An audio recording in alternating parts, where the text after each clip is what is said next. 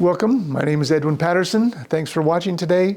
The topic today is if Joseph was the producer, the inventor, the creator of the Book of Mormon, how in the heck did he do it? So the Antis online today, with many sites out there, have said, oh, there's so many ways he did it. And I'm going to read a few of those to you. And what you're going to see is similar to things you've seen before. The Antis have a philosophy. It's called fallacious sophistry, that allows them to do anything in terms of right. There's no right and wrong, no morality. I can lie, I can cheat, I can steal if I believe in something strong enough. And these Antis believe the church can't be true, and it isn't true because Joseph made up the Book of Mormon. So what kind of things are they saying? Now that's going to be interesting, so hang with me. Let's go through a few of those.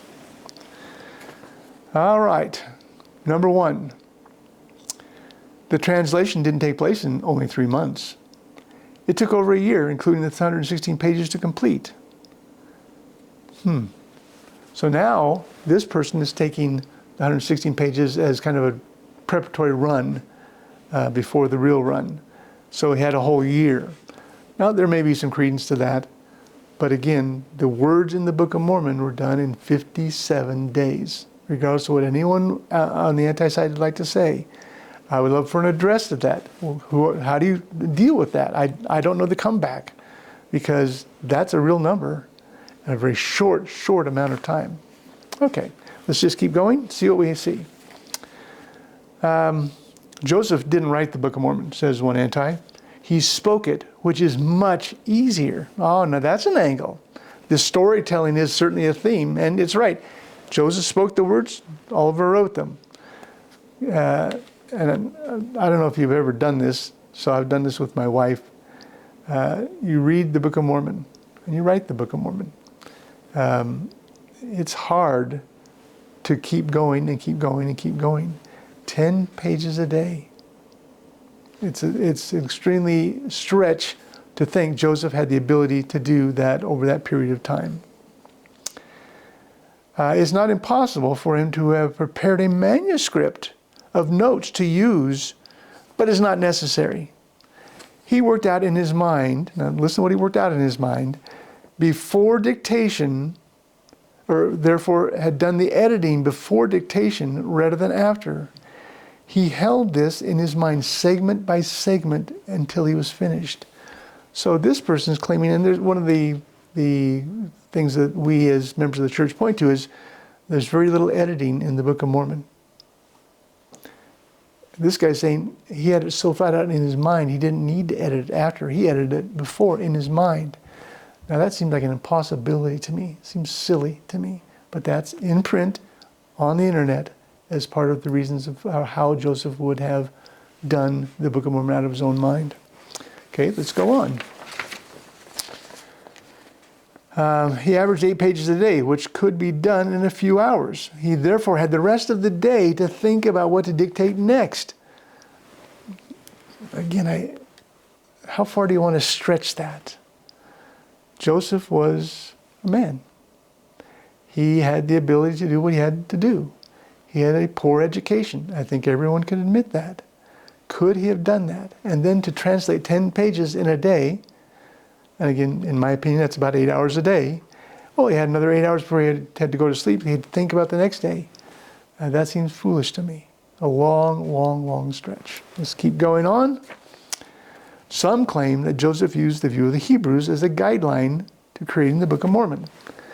And I've told you in past videos, I've read the view of the Hebrews. I have a book here in my home of it.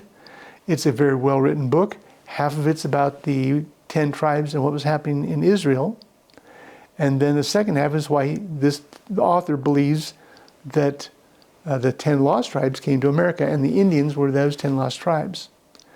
But when you read that book and then look at the Book of Mormon in detail, there is no correlation. So one, you can't even show Joseph had the book or read it. And two, there's no correlation to what this man's saying and what the Book of Mormon is covering. Again, another shot in the dark by the Antis. Now this is an interesting one.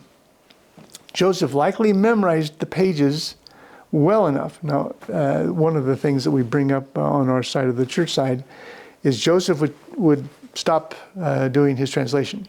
Okay, great. He would then have lunch, come back. He would start exactly at the place he left off on. So again, this anti-author is got an answer for that. Here's his answer.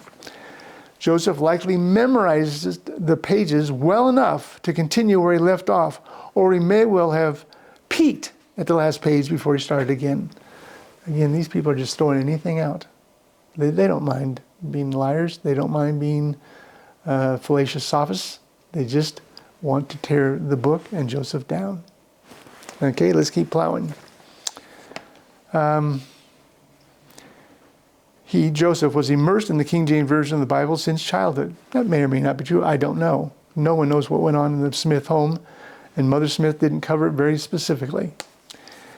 Joseph was a precocious reader of the Bible at 15. Again, there's nowhere where that's said. Another, throw it out there, scare people. Oh, I didn't know that. But it has no truth in it. Interesting process and method. Okay.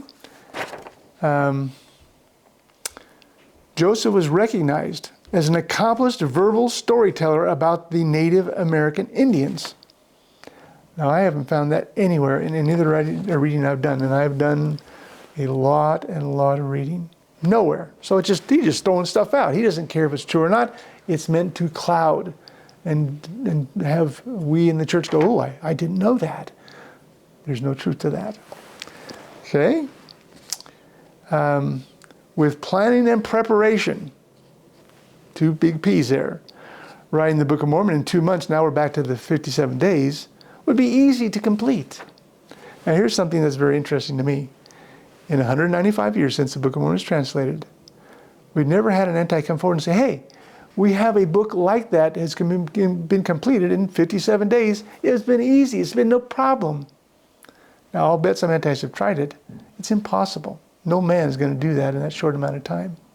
This guy is saying with little planning and preparation, 2 months to write 588 pages is no sweat.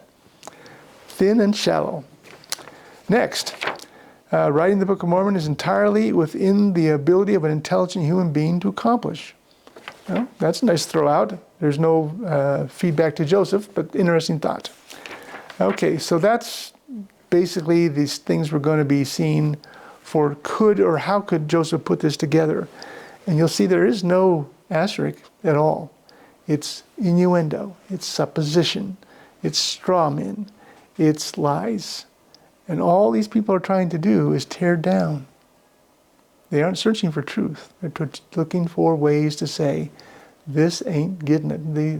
We know this is a lie. We know this is a cheat, and it's all on Joseph's shoulders. But the evidence they put forward is so thin, so shallow, so easy to dispute. Okay, I think I'm done with that. I do thank you for following today. See you soon.